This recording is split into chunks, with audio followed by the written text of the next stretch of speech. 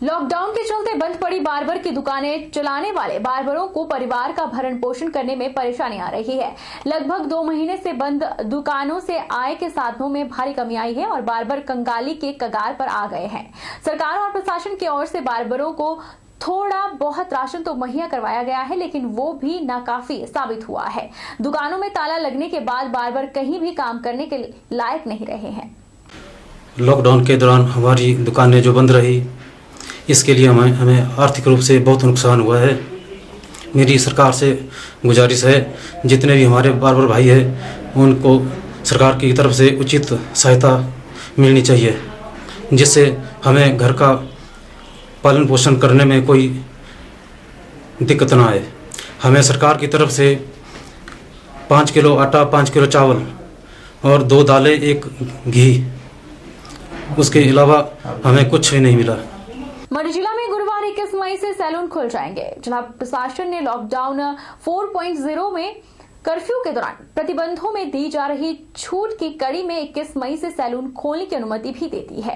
Lockdown के बाद से जिले भर में 24 मार्च से सैलून बंद चल रहे थे। जिला दंडाधिकारी ऋग्वेद ठाकुर ने इसे लेकर आदेश जारी किए हैं। आदेशों के मुताबिक जिला में सैलून और नाई की दुकानें कुछ शर्तों के साथ खुलेगी।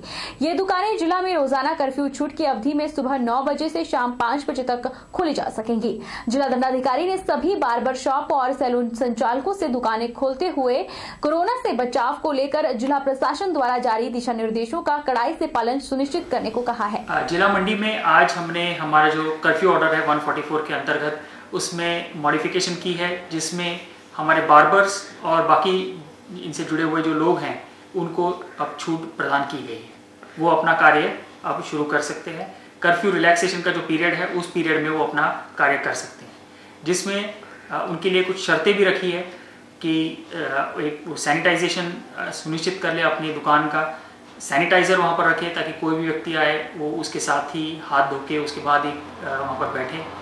मास्क पहनना अनिवार्य है दोनों लोगों के लिए, और इस तरह की और भी शर्तें रखी है कि कोरोना वायरस से बचाव के लिए, चाहे वो नाई है उसके बचाव के लिए और जो ग्राहक आ रहा है उसके बचाव के लिए भी ये चीज़ें वहाँ पर कुछ हमने कंडीशंस के साथ उनको अनुमति दी है ताकि वो अपना कार्य कर सकें। इस विषय में जो एक मुख्य चीज़ सामने आ रही है कि हमने कहा है कि जो एप्रिन का इस्तेमाल होता है कटिंग के दौरान, उस एप्रिन को रीयूज़ ना किया जाए। तो डिस्पोजेबल एप्रिन्स के लिए हमने आदेश दिए हैं कि जो भी व्यक्ति कटिंग करेगा वो डिस्पोजेबल एप्रिन्स वहाँ पर यूज़ कर लेगा। मेरे लोगों से अपील है कि अपने सुरक्षा के लिए अगर आप अपने साथ ही टॉवेल और इस तरह से कपड़े आपके साथ ही लाएं कटिंग के दौरान तो वो बेटर रहेगा। हर व्यक्ति अपने जो ग्राहक आ रहा है वो अपने साथ ये चीज़ें लाए, अपनी कटिंग करे और अपने साथ वो चीज़ें ले जाए, ताकि जो बार्बर्स है उनके लिए भी थोड़ी आसानी होगी और जो व्यक्ति जा रहा है वो भी अपनी सेफ्टी के साथ वहां पर कटिंग सुनिश्चित कर सकते। मंडी जिला में अब टैक्सी चालकों को क्वारंटाइन नहीं किया जाएगा। अतिरिक्त उपायुक्त आशुतोष गर्ग ने इस बारे में जानकारी देते हुए कहा कि जिला में जरूरी सामान की आपूर्ति में लगे वाहन चालकों की तरह ही कोरोना से बचाव को लेकर पूरी तरह प्रशिक्षित किया जा रहा है, ताकि वे सुरक्षा उपायों को ठीक से अमल में लाना समझ लें और इसके बाद जब वे गाड़ी लेकर सवारी ले जाने के लिए प्रदेश से बाहर जाएं तो उन्हें वापस आने पर क्वारंटाइन करने की जरूरत न पड़े। या बहुत सारे हमारे टैक्सी ड्राइवर्स भी हैं जिन्हें इमरजेंसी तौर पे जो है कहीं पेशेंट्स को लेके बाहर जाना पड़ सकता है, या पेशेंट्स को लेके कहीं से बाहर से आना पड़ रहा है, या कि कोई भी ऐसा आदमी जो किसी ज़रूरत में किसी समय पे है तो उन्हें कहीं से भी टैक्सी ड्राइवर्स को भी बाहर फ्रीक्वेंटली जाना पड़ रहा है, उनको लेके आना पड़ रहा है। तो इन सभी सेक्शन ऑफ लोगों के लिए हम लोगों ने हर सब डिवीज़न में और ज़िला में जहाँ जहाँ पे भी ये लोग हैं उनकी सेंसिटाइजेशन समय समय पे करवाई है और इनको अवेयर किया जा रहा है कि क्या प्रिकॉशंस इन्हें खुद लेनी है जब ये लोग ऐसी किसी भी जगह पे जाते हैं जहाँ पे केसेस ज़्यादा हैं, रेड जोन है, ऑरेंज जोन है, तो अपना कैसे इनको ध्यान रखना है और अपनी पर्सनल सेफ्टी के साथ साथ जब ये लोग घर पे आएँ तो अपने घर के अन्य मेंबर्स का कैसे ध्यान रखें। तो चाहे वो अपने घर पे आके जो है अलग कमरे में रहें या घर वालों के साथ न रह के किसी अन्य अगर उनके पास रहने का स्थान है तो वहाँ रहें। अपना जो व्हीकल है उसको टाइम टू टाइम उन्हें कैसे सैनिटाइज़ करना है, अपनी पर्सनल प्रोटेक्शन, सैनिटाइज़र, मास्क ये सब यूज़ करके किस तरह से करनी है। कुनिहार क्षेत्र वासियों को घबराने की आवश्यकता नहीं है, क्योंकि क्षेत्र के एक गांव में मिला जंगली जानवर का शावक कोई तेंदुए का नहीं बल्कि जंगली बिल्ली का बच्चा था, जो अपनी मादा बिल्ली से बिछड़कर किसी की मलकियत में आ गया था। यह बात वन मंडलाधिकारी कुनिहार सतीश नेगी ने कही है। उन्होंने कहा कि संभवतः वन में कई प्रकार के वन्य प्राणी विचरकर रिहायशी इलाकों तक पहुंच जाते हैं। वन मंडलाधिकारी कुनिहार सतीश नेगी ने कहा कि कुनिहार के खनौल गांव में किसी ग्रामीण को मिला जंगली शावक कोई तेंदुए का बच्चा नहीं है बल्कि एक जंगली बिल्ली का शावक था, जिसे रेस्क्यू करके उसी स्थान के वन परिक्षेत्र में छोड़कर करीब 2 दिनों तक उसकी मॉनिटरिंग की गई। उन्होंने कहा कि वन्य प्राणी विभाग शिमला को भी शावक की फोटो वीडियो सहित कुछ डिटेल भेजी गई थी, जिसमें उन्होंने भी स्पष्ट किया है कि यह तेंदुए का शावक नहीं बल्कि जंगली बिल्ली का बच्चा है, जो कुनिहार वन परिक्षेत्र में बहुत कम पाए जाते हैं।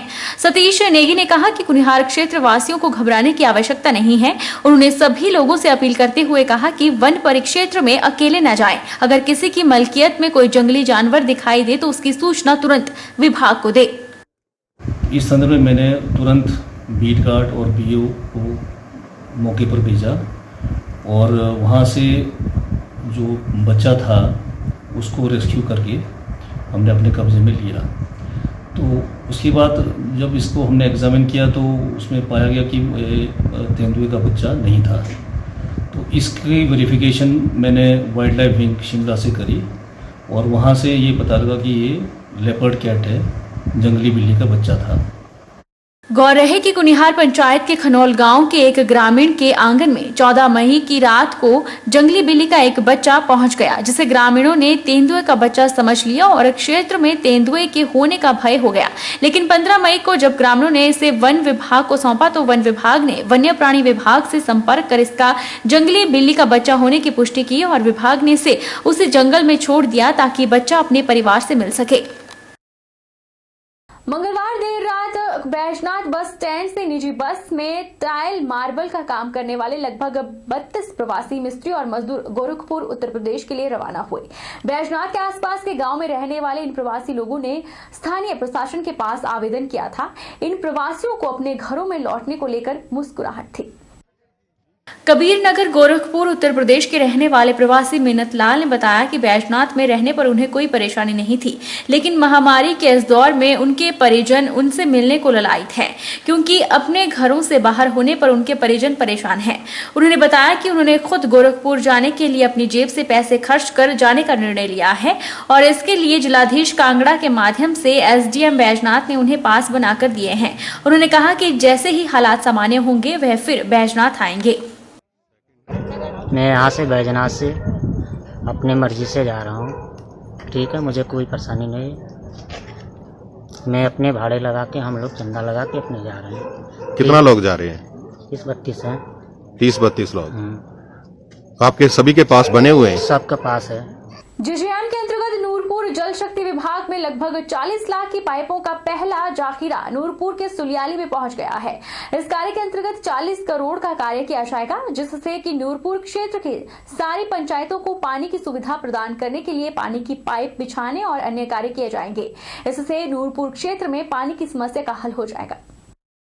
भाजपा युवा नेता भवानी पठानिया ने बताया कि इस परियोजना को लाने में नूरपुर विधायक राकेश पठानिया का बड़ा अहम रोल है और उनकी कोशिशों से ही कांगड़ा जिले की एक सबसे बड़ी परियोजना सुलियाली गांव से शुरू होने जा रही है और इससे नूरपुर क्षेत्र की बहुत सी पंचायतों में पानी की समस्या खत्म हो जाएगी।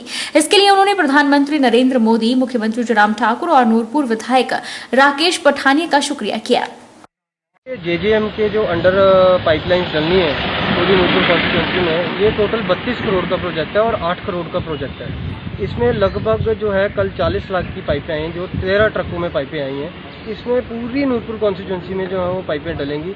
और इससे पहले भी मैं आपको बताना चाहूँगा 56 लाख के इसमें ट्यूबवेल जो है उनके टेंडर्स हो चुके हैं, उनके काम शुरू हो चुके हैं। वक्त तो चला है छोटे से ब्रेक का। ब्रेक के उस पार फौरन लौटेंगे, आप बने रहिए हमारे साथ।